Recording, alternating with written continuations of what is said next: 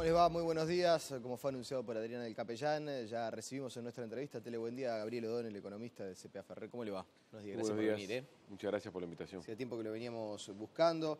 He estado repasando algunas de sus últimas apariciones públicas y el debate por estas horas, no solamente para ustedes, sino para la economía en pleno, parece ser esa especie de disyuntiva entre competitividad e inflación. Es decir, la evolución del tipo de cambio, hasta cuándo debería aumentar el precio del dólar, seguir a Brasil para seguir siendo competitivos y hasta cuánto esto perjudica la inflación. ¿Qué es lo que usted visualiza en torno a esta especie de disyuntiva en la cual el gobierno parece claramente haber elegido por el camino de controlar la inflación, ¿no? Correcto.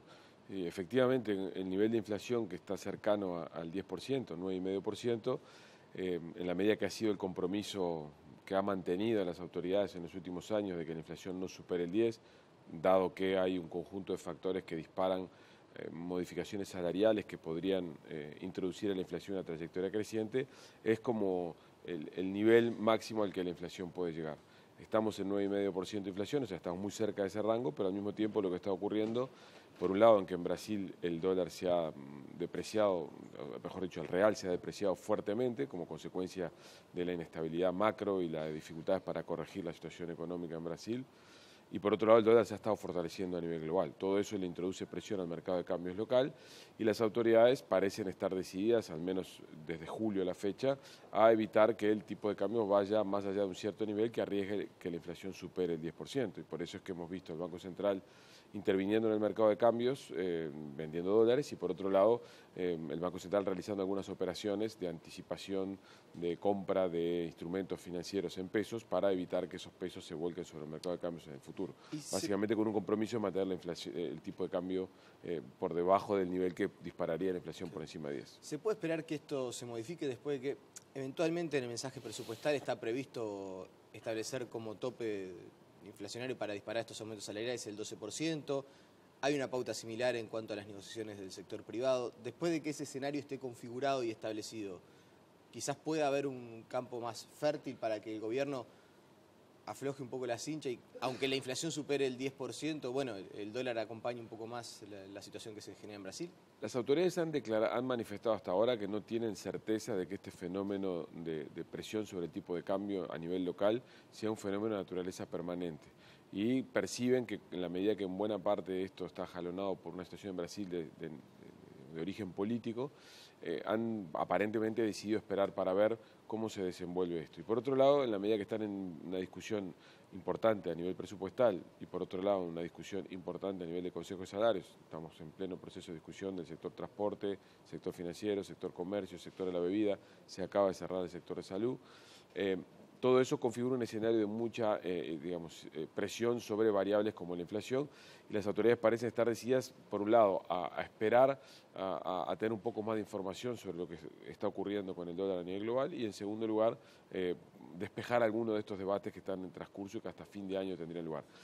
Seguramente el año que viene, con el presupuesto aprobado, con algunos de estos consejos de salarios cerrados y con un poco más de información respecto a lo que ocurre en Brasil, evaluarán qué hacer. Hasta ahora parecen decididos, así lo ha manifestado el presidente del Banco Central, el Ministerio de Economía, de que la estrategia de evitar que el dólar de alguna manera espiralice la inflación es la estrategia dominante y lo han repetido en varias oportunidades. Ahora, hablando de repetir, tanto Vergara como Astori han hecho referencia, el presidente del Banco Central, el ministro de Economía, que es verdad, hay una situación dada en Brasil y Uruguay ciertamente ha perdido competitividad con relación a la devaluación que ha tenido el real.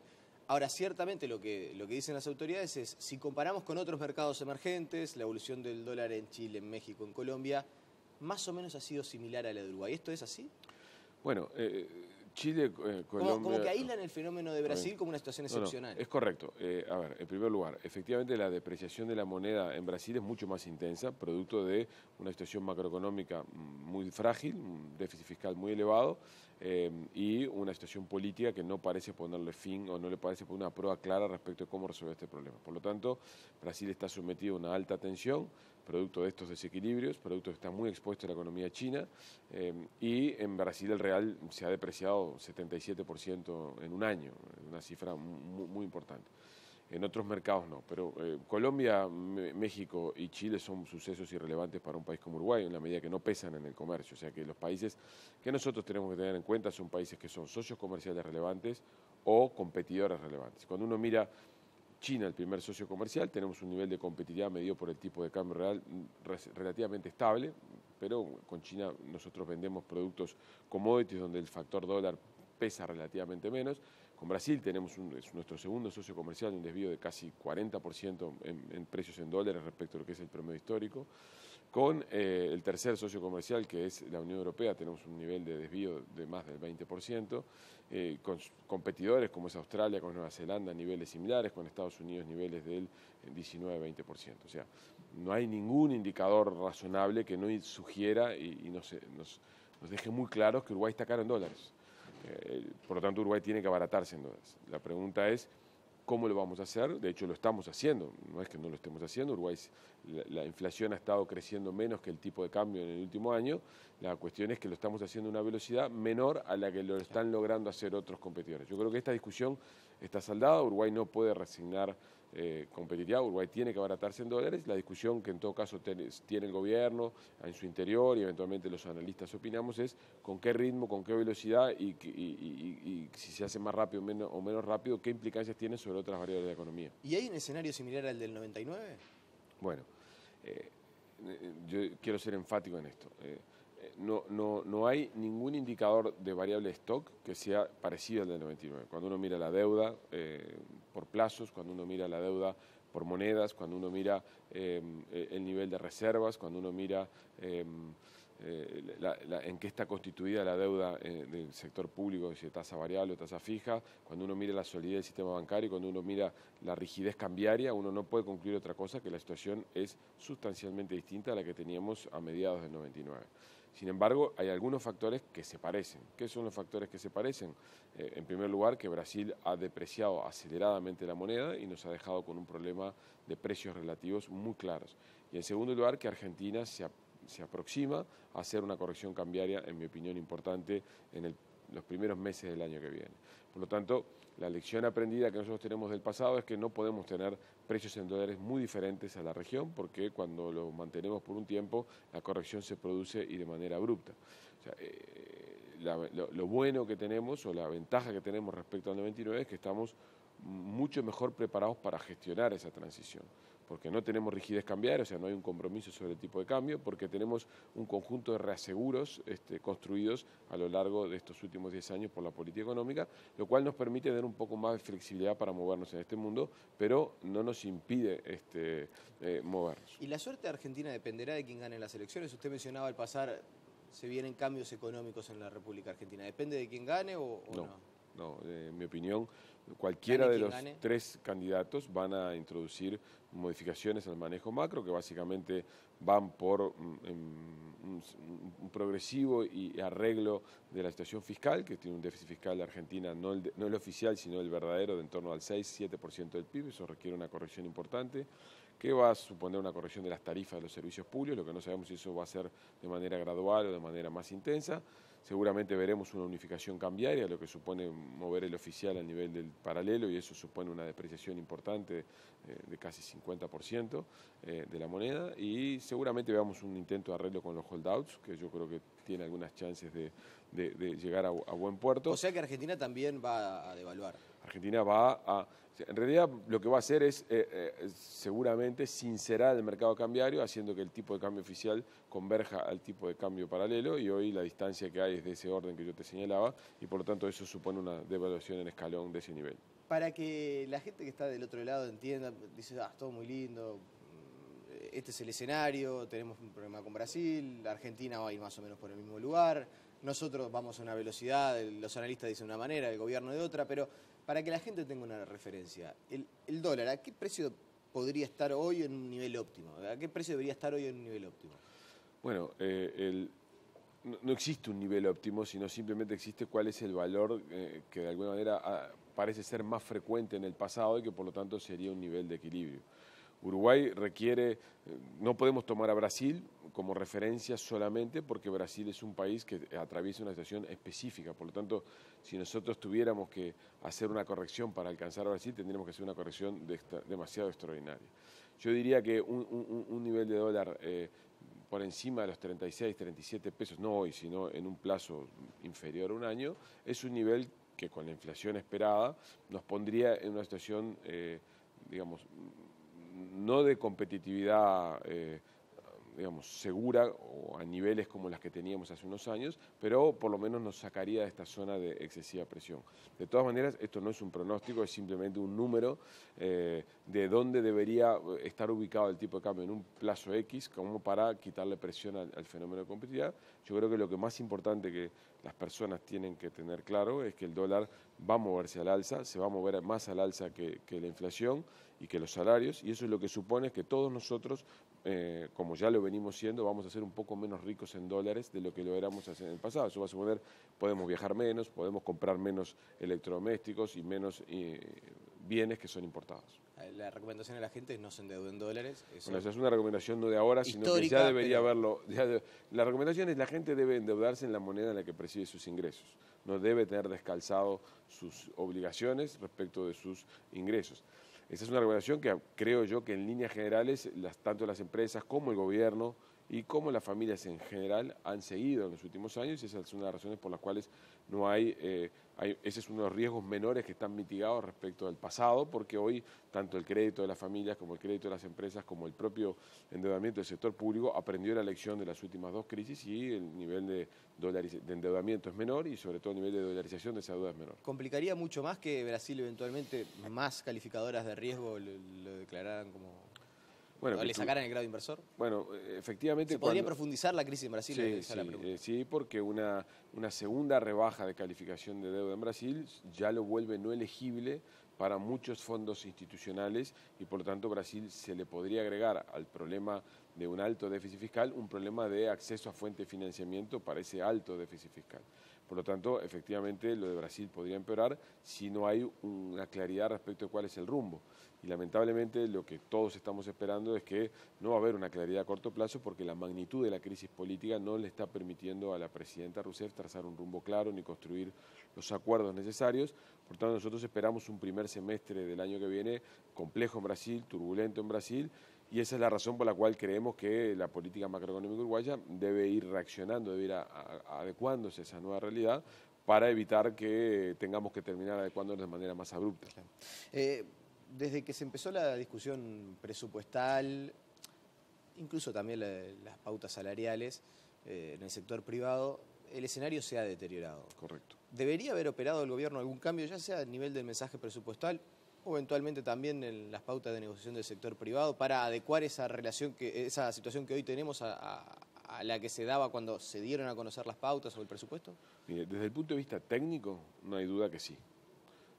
La realidad que en abril construyó el programa financiero que detrás del presupuesto, esto era mucho mejor que la que tenemos hoy. Y la realidad que dio lugar a las pautas salariales allá por el mes de mayo también era sustancialmente mejor que la que tenemos hoy. Por lo tanto, desde el punto de vista técnico, no hay duda que las autoridades deben aproximarse al manejo de los instrumentos con una lente distinta a la que lo hacían hace unos meses. Ahora, esto es fácil de decir desde el punto de vista técnico, es muy difícil de implementar desde el punto de vista político. El arte de la política económica es hacer lo que se debe hacer desde el punto de vista sustantivo, pero hacerlo de una manera tal que sea factible desde el punto de vista político, porque si uno tiene el mejor plan desde el punto de vista técnico, pero tiene cero soporte político, la probabilidad de que lo implemente es baja y por lo tanto el resultado final también es tan malo como si el diseño fuera malo.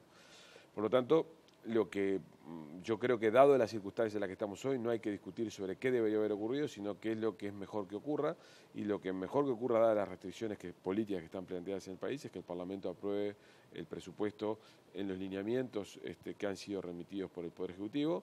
Seguramente el año que viene, en rendición de cuentas, en una instancia presupuestal nueva, el gobierno vaya a tener que introducir innovaciones presupuestales, tal vez en gastos, tal vez en impuestos, lo importante es que las pautas salariales del sector privado que fueron impulsadas por el gobierno, que tienen esa flexibilidad en el sentido de que no tienen indexadores automáticos, sino que tienen metas nominales, sean el camino, el rumbo sobre el que se termine de implementar. Eso como condición para enfrentar el escenario que tenemos es como mínimo eso. Sería deseable algunas pautas más flexibles, un presupuesto un poco más restrictivo, pero yo creo que eso no es factible políticamente hoy. Dado que no es factible, lo mejor que nos puede pasar es que de aquí a diciembre hayamos aprobado este presupuesto con su financiamiento tal y como está previsto, independientemente de cuáles puedan ser modificaciones que el Parlamento le haga a redistribuciones de gasto. Eso es lo que aparentemente el Poder Ejecutivo quiere hacer, porque ya el presidente de la República dijo que no habrá mensaje complementario. Y por otro lado, que por lo menos estos 4 sectores que permanecen negociando estén dentro de las pautas que el Poder Ejecutivo puso sobre la mesa. Lo dijo al pasar, el año que viene en el marco de la rendición de cuentas seguramente haya que hacer alguna innovación y también deslizó la palabra por la vía impositiva. Desde el análisis que ustedes hacen con este mensaje presupuestal y para cumplir las metas de achicar el déficit fiscal y bueno, mantener las situaciones macroeconómicas, quizás haya que recurrir a la vía impositiva para conseguir inyectar mayor dinero a la arcas del Estado. Mire, en nuestro análisis... no es sostenible, sino el mensaje presupuestal. Con nuestra perspectiva de crecimiento económico para los próximos años, el presupuesto que se estaría aprobando, si es que se aprueba el mensaje remitido por el Poder Ejecutivo, nos dejaría al final del quinquenio en el mismo nivel de déficit fiscal que tenemos hoy. O sea, la corrección que el gobierno se propone realizar, en nuestra opinión, no va a tener lugar porque la evolución de la economía va a ser menos buena de la que está implícitamente prevista en el presupuesto. Esa es nuestra intención, nuestra visión. Por lo tanto, creemos que solamente con tener nuestro análisis, si nuestro análisis fuera correcto, va a haber que introducir modificaciones. Ahora, si la situación económica se volviera un poco menos favorable, incluso de la que nosotros tenemos prevista, el resultado fiscal no solamente se consideraría en el nivel actual, sino que empeoraría levemente. Y por lo tanto, dado que Uruguay, la política fiscal es la principal ancla de credibilidad que tiene, el mantener una situación fiscal bajo control, sobre todo en periodos turbulentos, y dado que esperamos periodos turbulentos, nosotros creemos que en el escenario que estamos imaginando, el gobierno va a tener que hacer alguna corrección adicional en algún momento. El gobierno probablemente, sabiendo esto, lo que hizo fue proponer una discusión presupuestal que impacta para los 2 primeros años de gobierno, pretendiendo postergar una discusión posterior, y seguramente lo que vamos a ver es una instancia presupuestal el año que viene donde el gobierno introduzca modificaciones, insisto, probablemente a nivel de gasto y probablemente y tal vez a nivel de impuestos. En los minutos que me quedan no quiero dejar de preguntarle, tengo mucha gente cercana, amigos en realidad, que han estudiado economía, algunos contadores, y está como esa rivalidad entre los economistas y contadores para que la gente entienda. El economista analiza la realidad económica y también su impacto en la sociedad, ¿no? Esa más o menos es la diferencia con los contadores. Entonces, aprovechando su experiencia y ese análisis que hacen ustedes de la realidad social, mirando para atrás, en estos 10 años, es innegable que se han conseguido avances, la situación económica del país ha mejorado, se ha reducido la pobreza, la indigencia, bueno, en fin. ¿Qué oportunidad dejamos pasar? ¿Qué oportunidad ahora, plantados en el 2015, con este escenario, con estas turbulencias, uno mira para atrás y dice, quizás debimos haber dado el salto de calidad en esto? A ver, lo primero, yo creo que Uruguay cosecha en esta última década un muy buen desempeño económico, el mejor desempeño económico de los años 40, como consecuencia de la combinación de muchos factores. Efectivamente, una situación internacional que fue relativamente favorable para Uruguay, aunque no tan favorable para otros países de la región. Uruguay es importador de petróleo y el petróleo valió mucho. O sea, el shock de precios que recibió Uruguay no fue tan favorable para los que, como países que son exportadores netos de commodities, como son Argentina, etcétera. Por lo tanto, Uruguay recibió un shock favorable, pero además Uruguay hizo cosas bien, no solamente en los últimos 10 años, sino cosas que venía haciendo bien y estabilizando la economía en los últimos 20, 25 años. Yo diría, al final del día, deberíamos todos asumir que estos 10 años muy buenos son un resultado de un conjunto de aciertos que de una manera lenta el Uruguay fue haciendo en los últimos 20 o 25 años. Dicho eso, diría, bueno, ¿qué cosas deberían haber sido intensificadas? Yo diría esencialmente, en mi opinión, 4. La primera es haber ido perdiendo, sobre todo del 2012 en adelante, parte de la estabilidad, el ancla de la estabilidad macro, que es haber perdido el superávit fiscal primario. Eso, en mi opinión, en el momento 2012, 2013, 2014, no fue percibido como algo importante, pero ahora que la situación económica se ve más adversa es cuando tenemos que introducir un ajuste, y eso es más difícil ajustar cuando las cosas no están bien que haberlo hecho o haber impedido que se deteriorara el resultado fiscal en el pasado. También es cierto que el mandato que el gobierno anterior recibió probablemente no era sino que era profundizar en la distribución del ingreso, y eso fue lo que efectivamente hizo. Pero yo diría que haber perdido el superávit fiscal primario es una oportunidad que perdimos. Las otras tres cosas son más de largo plazo. Una es, creo que la infraestructura en general del país, sobre todo la social, el transporte carretero, producto de que la inversión no alcanzó el ritmo de crecimiento de la actividad, tuvo un deterioro importante, y eso puede constituir o podría constituir un relativo freno para la obtención de nuevas inversiones en un contexto internacional más competitivo. O sea que tenemos un rezago en materia de infraestructura que sobre todo el último gobierno no logró atacar, no logró armar una agenda, no logró implementar un plan, solamente al final logró lanzar algunas convocatorias a proyectos de participación público-privado. El tercer capítulo es la educación, donde yo creo que efectivamente tenemos un problema. Primero, durante muchos años esta sociedad fue muy autocomplaciente consigo mismo, pensando de que teníamos un nivel de educación que nos hacía diferentes en la región, cuando ya había signos de muy larga data de que el nivel la calidad de nuestra educación se estaba deteriorando de manera acelerada.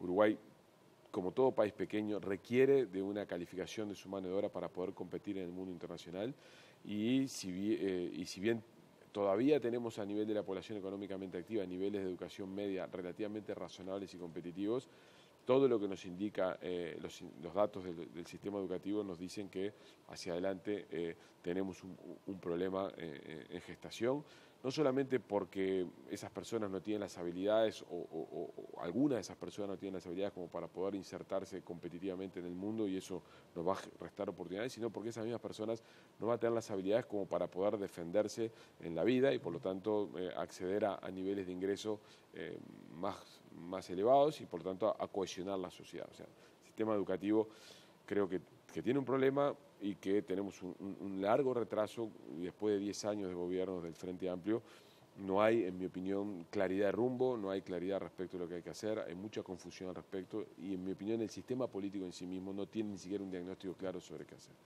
Y el último capítulo es la inserción internacional. Todas las señales que tenemos sobre la mesa de hace 10 años es que el Mercosur dejó de ser la fuente de dinamismo para Uruguay, y por lo tanto Uruguay debería desarrollar esquemas de inserción externa que, sin excluir el Mercosur, sin pelearse con el Mercosur, buscara diversificar digamos, sus alternativas. Eso no ha estado ocurriendo, no nos hemos acercado al Pacífico, donde están ocurriendo cosas más interesantes, y acabamos de tomar una decisión en relación al TISA, en mi opinión muy errónea, que no es a corto plazo significativa, pero que a medio plazo nos aleja del mundo relevante. Gabriel Odone, le agradecemos su presencia. Simplemente aclarar, porque estuvo en boga una situación particular suya con el Partido Socialista, que habíamos previamente acordado no abordarla, justamente por entender, y usted entendía que era un tema personal, así que sobre todo para mucha gente que puede haber estado esperando, no le preguntó sobre eso. Solamente, yo soy socio nacional y soy socio Truvil, y no discutimos sobre eso. Yo no soy una persona política, no tengo militancia política, y por tanto quiero diferenciar mi visibilidad pública, que tiene que ver con temas de análisis, de los temas de mis preferencias, que me parece que no son una noticia porque no estoy en ese mundo, digamos. Le agradecemos su presencia esta mañana aquí en Telebuendía. La pausa y seguimos con mucha más información.